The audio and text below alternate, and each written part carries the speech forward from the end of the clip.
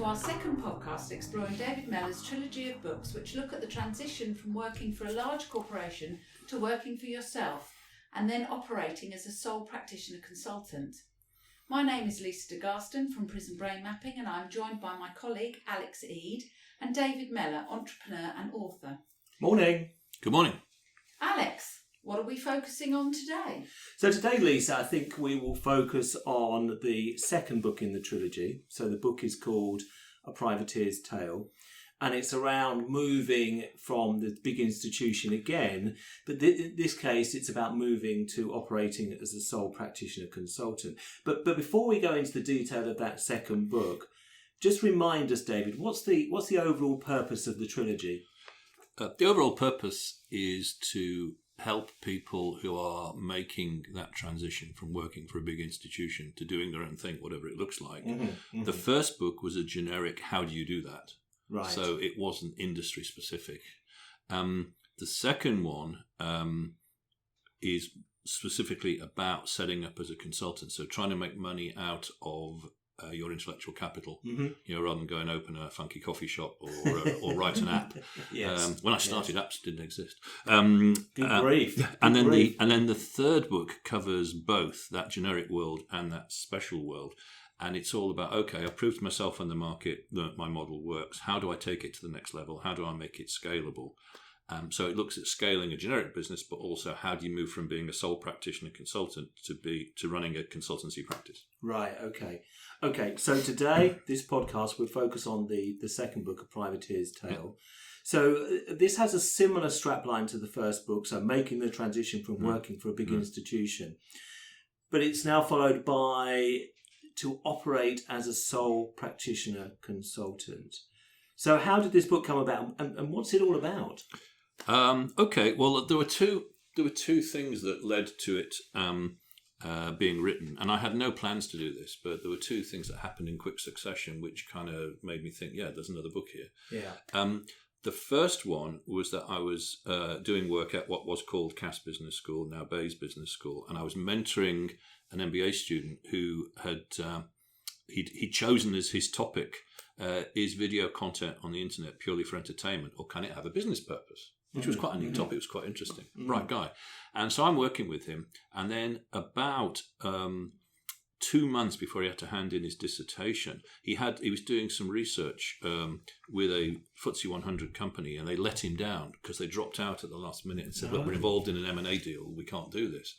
So he was a broken man. And I just had some video clips done that had been posted on YouTube with a link from my website.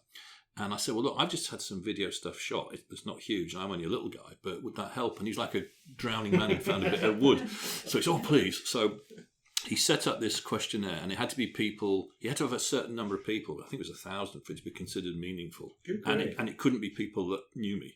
It had to be people who were complete strangers. Yeah. And he set up this questionnaire, and I got a copy of the results, which was great, because I was getting paid to get free research, which was brilliant. Yeah. And one of the questions he asked is, what do you think makes David distinctive, based on what you've seen on his website and the video clips and stuff? And about 70% of them, so that's a lot of people, came back and said, oh, looks like he's the consultant's consultant. And I never even thought about that. And it was based on the interviews, the testimonials, and it was most of them from people who were trying to do exactly that. So I thought, I'm missing a trick here. Yeah. I thought consultant's consultant, that sounds quite good. And then the other thing, I was asked by the dean of the business school to do a workshop for the academics, teaching them how to sell themselves as consultants. Because they had at one time a small team of people finding consultancy work for them in between terms, which was nearly always research based. So they just had to turn up and do the gig. But all of a sudden, they were going to have to be more dependent on sourcing their own work. Right. So I had to teach them. And so I created a workshop, and, The Privateer's Tale is basically the workshop converted into a book. Okay. So how do you feel about being the consultant's consultant? Sounds like a nice label. Well, it is. It's quite interesting, because the irony is that when I first started in 2001, and my kind of self-confidence wasn't that high because my first business idea kind of died in 2 days. I started thinking, why would anybody ever hire me, and why would anybody ever pay for me? So all of a sudden, a few years later, to be writing a book about how to be a consultant when I wasn't even sure I could do it. Yes, was quite a shift. So when you realised that the business you started hadn't worked, after 2 days, did you move into the practitioner role with some knowledge? Did you have limited knowledge? So how was that start of the journey for you? Okay, well, I'll tell it as briefly as I can. My first business idea, because I left Deutsche as a good leaver, and I set up a consultancy, and I created a relationship management model for early stage technology businesses, because it was something they weren't very good at. They were good at the technical stuff, but not at managing all the different people. And my first 2 clients were links from the work I'd done at Deutsche Bank, and they were both in New York. And I launched my business 24 hours before 9/11. Ah. Yeah, so I launched it it in unison, at least when I went, yeah. So, and both companies, mercifully, none of their staff died, but both companies were dependent on pilot programs with big institutions in New York, and the big institutions cancelled the pilot programs, so the companies went under. Okay. And also, if you think at the time, a bit like Brexit, people pinned all sorts of stuff on 9/11 in terms of a reason not to do things or not to spend money. And so everybody drew up that, up the drawbridge, didn't they? So I had this 12-month period where I was kind of thinking, why would anybody hire me? What am I going to do? And it suddenly dawned on me that because I'd had quite a lot of experience through venture capital at Deutsche Bank in being like a non-exec director equivalent, protecting the bank's investments, that I'd learned quite a lot about the issues that startups and early stage businesses have. So could I do something around that? And that's kind of where it came from. Okay. And sorry? I was going to say, and as you went through that journey, were you taking copious notes with a view to writing the book? No. Not at all. Zero. I was just frantically trying to win clients and do the work and get paid. So no, I wasn't. No. So I literally started with a blank piece of paper in terms of the book. But having said that, the workshop was a great framework. And obviously what's in the book is based on the experiences that you went through. And what other people went through that I was helping. Okay, good. And the book's broken down into 3 key aspects. So first one around the role of a consultant. Second one around how you might go about selling consultancy services. And the third one, then delivering those services. So first, I guess it's about you, then how you sell what you've got, and then the third one, how you deliver what you've got. So let's look at these in a bit more detail. So tell us a bit about the first. What are the key messages in the consultant role section of the book? I think the key things are, firstly, what are the challenges you're going to have in terms of credibility? Why would anybody hire you? Yes. Your behaviours and attributes, and we can maybe come back on that one. And how are you going to, lead generation, how are you going to find the business? How many routes to market have you got, and so on. And then the second thing under the consultancy role is there are different models, and which one do you want to follow? Some people, do you want to be a subject matter expert in terms of let's say project management? Do you want to be an industry expert in terms of the insurance market? Do you want to be consulting on project management into the insurance market? So you do both. Yes. So there's lots of different kind of ways you can kind of come at it. And the ultimate aim is to become like a trusted advisor, where people phone, you're the first person on their speed dial, when they need help. Whether it's you or not, they come to you for advice. A bit like going to a GP before you go to a specialist. Yeah, exactly. And then the third thing, what are the key success factors? And I think probably the 2 biggest ones are having a clarity of purpose, that you're very clear in your own mind what your identity is and what your purpose is, and price integrity, in that you get your pricing model right, such that it makes sense to the marketplace. Right. So that's the stuff around what's this consultancy lark all about. That's like the intro. So for someone starting in the role, how do they establish whether they have credibility? Well, I think they need to almost take soundings from the marketplace. They need to sort of find people they can talk to. Mm-hmm. Ideally, they find a mentor. I would say that, but somebody who can help tease out where their credibility lies. Yeah, is it just their product knowledge or their knowledge of a market? Have they developed some kind of methodology that they can apply that's theirs and not somebody else's? Have they ever had any speaking engagements? Have they written articles, blogs, whatever it may be? Is there anything from which people can deduce this guy knows what he's talking about? Right. But this isn't just about personal credibility, is it? It's also about the credibility of your product, your offering. Yep. So it's those two things, which makes me think a bit around Dragon's Den, because that's what they're always talking about, isn't it? The likability of the person and the quality of the product that they're selling. Likability being credibility, I guess. And trying to come up with something where it's clear you've identified a problem to which you can be a solution, rather than the other way around, where you've got a solution that's got to go find the problem, which is a rocky road. It really is. Okay. And I think especially when it comes to credibility, and especially now, when you read or advice on how to get your name out there, it's always about solving people's problems first, not selling your solution. And that is a really sort of, it sounds easy, but it's not as easy as it sounds, especially when you're out. Social media is the big place now. And so your articles, your posts, your blogs, your vlogs, all have to be about problems people are facing rather than your solution. And then people kind of resonate with it. It's interesting if you have an opportunity, say at a networking event where you have a chance to speak. If you do it the right way, I remember doing one down on the South Coast, and I got my PA to come with me because the shape of the room was one where it was really impossible to maintain eye contact with everyone because it was like an L shape. So I said, right, apart from filling yourself with scrambled egg and smoked salmon, your job is to look at the room, and when I say things, to see who nods, frowns, smiles, writes something down, because they're the people where I've hit a raw nerve. And at the end, I will be approached by the most boring person in the room.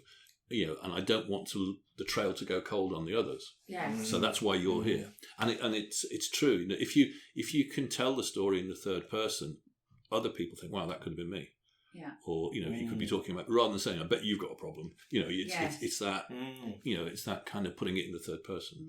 Really, really interesting. So the second aspect in the book. So having established what the role is all about, this second aspect is very much around selling your services. So again, key messages. The key messages. The first one is around going back to the routes to market and digging a bit deeper on that in terms of, is it just down to you to be out there face to face, winning business? Are the people that you can work through? Are the companies that might use you as an associate where you might be able to do work? Are the people you can partner with and win business you couldn't win on your own, which is quite a clever way of taking on the bigger guys. A couple of occasions I teamed up with two other guys to run training programs which none of us could have done on our own. And there were 6 half-day modules and we each did 2. But we couldn't have bid for it if we hadn't kind of collaborated. And then moving on from that to look at the sales process, which is absolutely key. So how do you turn a stranger into cash in the bank, which is what we're talking about. So having a sales qualification process. So what do you go while they're trying to make up their mind about whether they want you as a service provider? Do you want them as a client? And going through a series of questions which kind of qualify them in or out, because you're trying to weed out the time wasters and the deadbeats and so on. And there's plenty of them out there. And then as you get busy to develop some kind of pipeline so that you can see at a glance, and there's all sorts of software that does that. I just use an Excel spreadsheet, quite honestly. But, in terms of, okay, who have I got as a potential target? Who is there that I have spoken to and that conversation wasn't terminal? Who is there who's asked me to create a proposal? Is that proposal still live? Are we still negotiating? Have we been told we've won the business? Have we got a contract? And then you can see you're trying to move people across those different hoppers from being targets through to being paying clients. Yeah. And it's really easy to drop the ball when you get busy, that you neglect one of them when you should be giving them a nudge to try to move them into the next category. Phase. And then, how are you going to ask for the business? Because this is where people start gibbering and going sweaty palmed. So how can you be comfortable asking for the business, and how many different ways can you ask for it, rather than just having one? Yeah. So that situationally you can use a different one. One of the best ones I found, just to give you an example, was offering people choices. Because I think if you offer them choices, they're more likely to pick one. So when I was doing my strategic planning workshops, which was quite often the way I started, which was really a one-day workshop on where are you, where do you want to go, how are you going to get there, I might say if it was going reasonably well and I sensed there were some buying signals there, I might say, okay, so in terms of the workshop, would you like to do it in June, or would you rather leave it till July? And it's not cheeky, it's not threatening, and it does quite often get the result. Yeah, absolutely. And so some of the pitfalls in selling consultancy services, David, what have you come across? What would you want to, I guess, warn people about? I think one of the key ones is making sure that you can do some kind of reaffirmation in terms that what you are saying to them reflects the fact that you've been listening to what they've told you, rather than imposing something else. There was a guy up in Yorkshire I met very early on who was working in the same kind of network as me, and he was an expert he'd come out of the kind of manufacturing world, and he was an expert in business process re-engineering, which you never hear now as a phrase. And basically he could go in, and whoever he saw, that was the solution. What you need is a damn good dose of business process re-engineering. And so I think making sure that you can demonstrate you've been paying attention, you understood the issue, you can see it from their point of view, and that you can come up with, something that's going to make the situation better. So it's back to problem versus solution again, isn't it? Yeah, absolutely. Yeah. Listen to their problem, understand their problem. Yeah. And actually, if you can't solve their problem, it might be better to find someone else, or recommend someone else who can. Yeah, absolutely. But that, of course, then that feels like you're turning work away at a time when that work might be quite key. I can think of one example where I was at a networking lunch, and it was one where you didn't move around, so I was just stuck between two. I was at the end of a table, I only had one person to talk to, and this guy was the MD of a manufacturing company, and it was quite clear, we hadn't even had the starter, that there was nothing really where I could help him at that moment in terms of what I did. But he had this niggle that any day now he was going to get a kind of an unexpected visit from the health and safety people, and there was something, if they did an inspection, he was going to fail. There was something, and he didn't know what it was. Slightly worried. He just had this this gut instinct. And I said, I know somebody who might be able to help you. I said, and this guy has just come out of the corporate world. He's a health and safety guru. He's just set up on his own. He's in the area. He's about 10 miles away. He started last month. Would you like me to hook you up with him and see if he can help you? And he said, would you do that? I said, yeah, sure. And I only knew this because one of my mentees had got an HR consultancy, and she'd just taken this guy on as a new client. So this was a Friday lunchtime. So Friday afternoon, I hooked them up. They had a call. The health and safety wizard went in on the Monday, had a chat with him, did a quick inspection, identified the problem, and gave him a workaround that he could do until he could solve the problem properly. So the MD was delighted. 2 weeks later, this snap audit happened, and he kind of completely preempted what they were going to say by telling them, I've got a problem and I'm working on it. So they couldn't quote it. So I've made the MD happy. Yes. And I've made this new consultant happy. And over time, are they going to come back and use me? Possibly. Are they going to tell other people about me? Absolutely. Yes. So that's the way to look at it. Your credibility, because therefore you've been seen as putting your hands up and saying, not my area of expertise, but I know a man who can. And it didn't take much of my time. No. But I've made two people happy. And if you make somebody happy, the statistics show that that's a route to 2 warm leads. Yeah. So in theory, expectantly, I could potentially get 4 leads from that one introduction. Yeah, and you're always in their mind as the man that helped me solve a problem, even if it wasn't you who personally solved the problem, you were the path to the solving of the problem.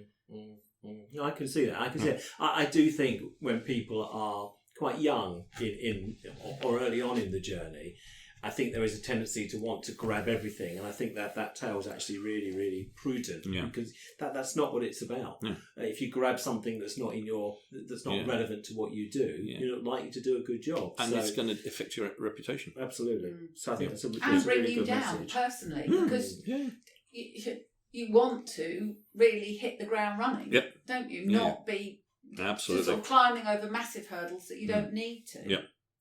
So the third key aspect covered in the book is obvious, really. It's around delivering your services. Yeah.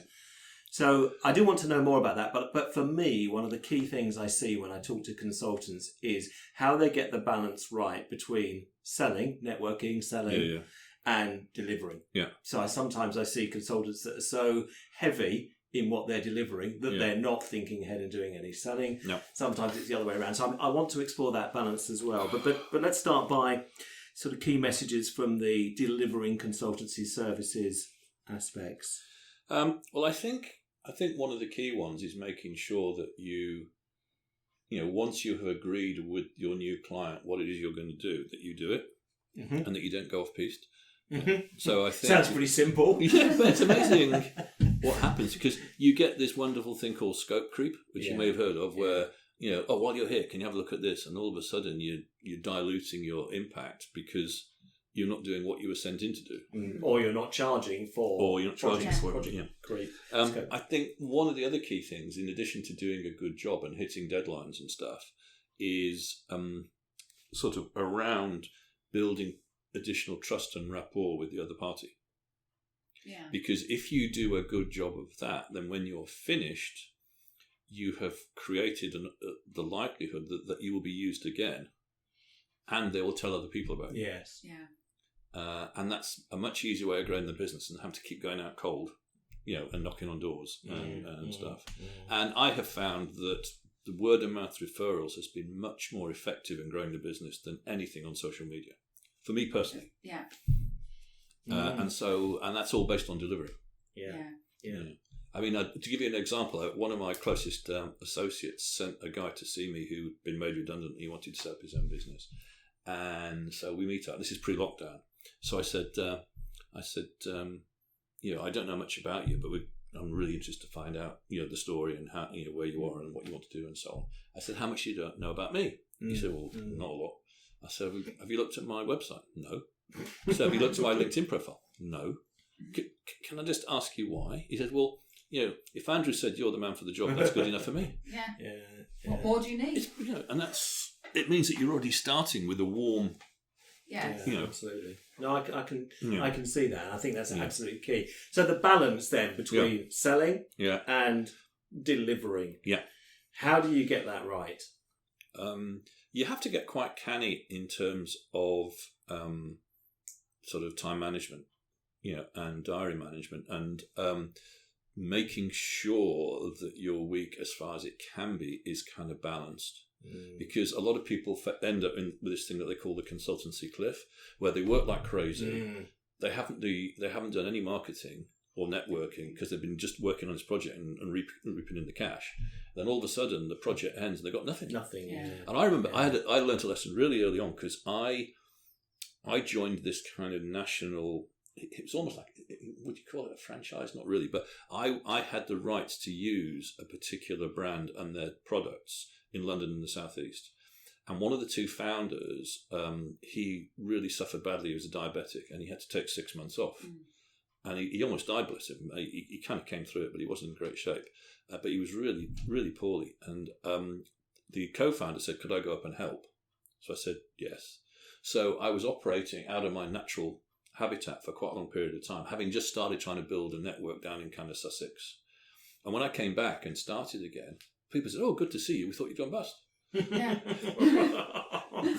Just because you weren't visible. Yeah. No, exactly. Yeah. So you've got to be visible. And so I think how you plan out your week is really important, and that you allocate time for different tasks. And what I did, and there was a Dutch guy. He called it a dead time audit. And again, you could do it in Excel. I just had to pick a 7-day period and break each day into 15-minute slots from 6 a.m. till midnight. And then you color-coded it based on whether it was travel, admin, marketing, sales, delivery, and so on. Every time you do it, and I used to do it every 3 months, you'd get a surprise in terms of, am I spending that much time travelling? And what I was doing was bonkers. I'd do a meeting in the West End, then I'd go to the city, then I'd go back to the West End. And you've got all this dead time that between on the bus or a tube or in walking, going backwards and forwards. Yeah. And so learning to be selfish with your time, and to manage it better. Excellent. Really, really, really good. So David, I know you're a great advocate for PRISM and how you can use PRISM effectively. So how does PRISM fit in the book? Okay. It features quite strongly, actually, and I think there are three key areas. The first one, I think, and it's something I encourage all my mentees to do if they're going into consultancy, is it really helps you look in the mirror in terms of self-awareness and knowing what where your strengths are that you can leverage, where there are areas where you're less strong in terms of how do I work around that. Yeah. And it's a good sort of prelude to you crafting that into your personal branding, because I've seen so many people where their personal branding, wherever you look at it, on LinkedIn, Twitter, Instagram, their website, whatever, when you actually meet the carbon-based line form, it's a different person. Yeah. And they've talked a better fight than they can live up to.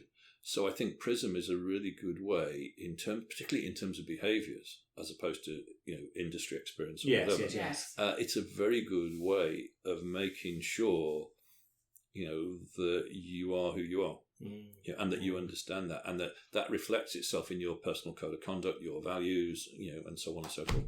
So I think that's really important, that self-awareness and linking that into your personal branding. Before you go on, so you've identified your strengths. Yeah. You can see that there's some areas where you're not strong, so we call those weaknesses, because obviously they are.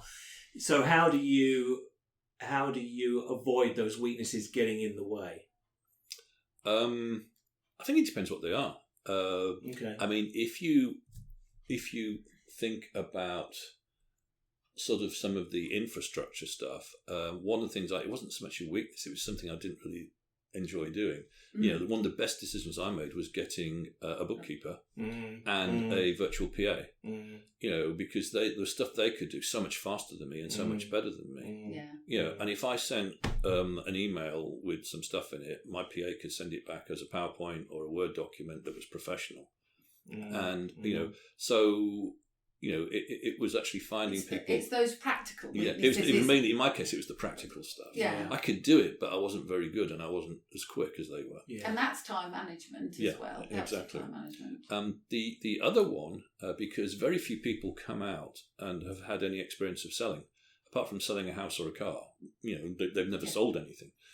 Or I know eBay's coming now, so maybe they sell stuff on eBay, but that's kind of different. I think if you can work, if you know your behaviour profile, you can start figuring out how you can adapt that profile depending on who you're talking to better fit with the way they want to be communicated with. Yes. Which is where the adaptive sales stuff comes in. Yes. And if you get it right, it demystifies a lot of the things people associate with sales, as the foot in the door salesman kind of stuff. And if the you double glazing, the double glazing, all the solar panels, whatever. Yeah. But if you get it right, then you can create an environment where the other party wants to buy from you rather than you selling to them. And all of a sudden, sales is less scary. Yeah. So I mean, we sort of summarise that: understand self, understand others, flex behaviour, which seems very simple, but of course hugely effective. So self-awareness, adaptive selling. Are there any other parts where PRISM fits? I think they are the main ones at this stage when you're a sole practitioner. It's the self-awareness and how you deal with that, and then how you can use it to do this relationship building. And also being very conscious using the self-awareness of what your brand looks like. So what's your personal brand? You know, and being really clear on how you can sell the strengths that you have, how you can talk boldly about them. So I think being really clear on your brand. Yeah, and being human.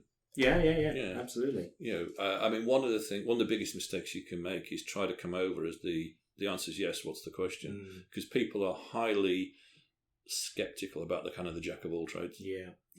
And so being clear about who you are and who you're not. You know, in your personal identity, and also your practical identity. Because obviously, if you know you're not very creative, or you know you're not very good with figures, or you know that you're not very good at time management, that's where you bring someone in, or find a method that assists you in that, whether that be a virtual assistant, a PA. So, talking of creativity. Last time we spoke, David, we spoke about the cartoons in the book. Cleverly crafted by your son, James. They obviously feature in the second book as well. I think one of the things I really liked in the second book, apart from the cartoons, is the do's and don'ts that are sort of scattered throughout. So just pick up on a couple of those that sort of perhaps resonated with you, that you think would be pertinent. I think if I pick three, I'll do three of each. You know, otherwise we'll be here till tomorrow. In terms of the do's, I think one of the first ones that you see good consultants do is they really are focused on quality in terms of what they do. They have a pride in their work, and standards are really important to them. Very good.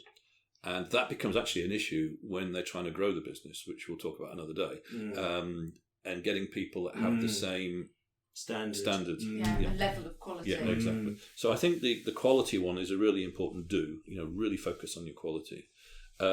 Secondly, is the delivery, because that's what it's all about for the client. And so being heavily focused on what the outcomes are going to be and not losing sight of that. And getting so embroiled in something you forget what it is you're trying to do. I mean, James has done a wonderful cartoon which is in a book about entrepreneurship, which is not in this trilogy, and it's a bunch of people with ropes creating, pulling these rocks around to create Stonehenge. You know, and it's all about, one of these days, people will wonder about why we did this, and this guy said, "I'm wondering about why we're doing it now." So not losing sight of what the objective is of what you're doing, and what the outcome is that you need to create for the client. Yeah, that makes sense. And then the third one, which again, it kind of links back to PRISM in a way, I guess, is there's how many people struggle to listen authentically, you know, to genuinely be in the room.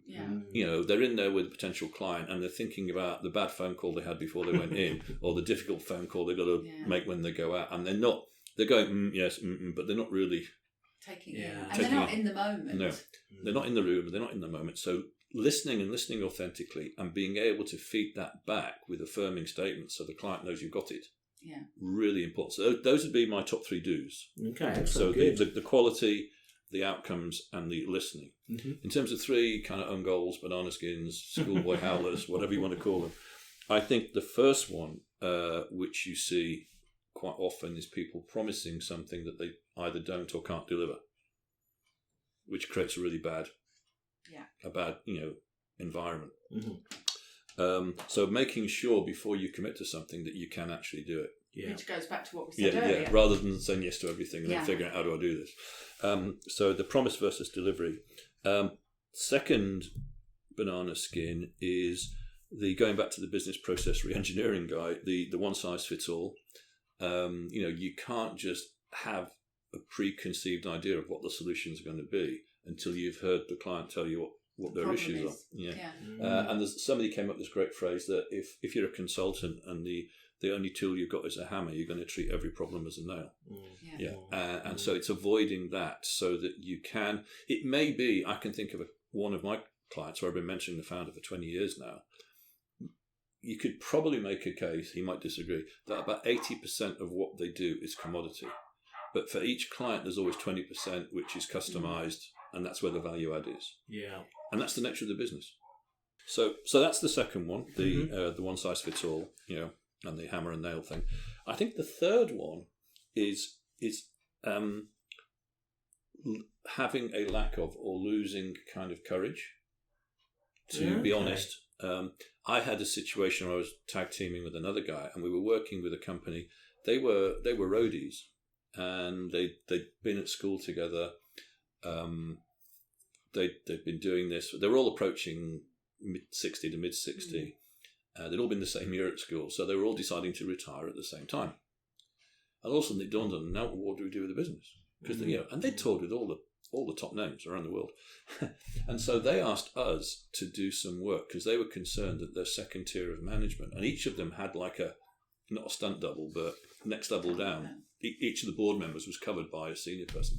And they said they weren't sure that these guys could take over. So could we have a look and give them some kind of feedback? And basically, the feedback the two of us had to give the board was the problem wasn't the second tier of management, it was them. To let go. Yeah, and you've got to be brave when you're being paid to go and give them something they don't want to hear. Yeah. But it's just so important. It's really, because we could have, if our integrity had been less, we could have just taken the money and put this second tier through stuff they didn't need to go through. Yeah. And that is really hard because you have sleepless nights before you do it. It gets easier the more of it you do, but I think that having the courage to speak up and say what the client needs to hear, even if it's not what they wanted to hear, is really, really important. It's managing the difficult conversation, which everybody feels uncomfortable doing. Yeah, but a lot of people don't and won't do it because they're they don't want to deliver bad news. No. It's scary. Yeah. Excellent. Good. So, just remind us, David, I think we've covered a privateer's tale with enough insights there, so people would be interested in reading the book. Just remind me, is A Privateer's Tale also available as a list of lists? Oh, yes. Oh, yes. Yes. List of lists. List. Although it's not a difficult read, to be fair. No. Privateer's Tale, I would say, is an easy read with some good insights. Yeah, so there is the executive summary of it in the list. All of lists. things you've got to think about. Yeah. Good. And just remind us where we can get hold of the books. The best place to get them is off my website, which is davidmellermentoring.com, and there's a shop on there, and you can see both you can see the paper book, you can see the ebook version, and you can see the list of lists. Excellent. So it's all on there. Excellent. Good. David, thank you. Thank Pleasure. you very much indeed. Look forward to talking to you again when we cover the third book in the trilogy. Thank you, Lisa, and hope you have a good rest of the day. Thank you very much. Thank you. Thank you, everyone. Cheerio.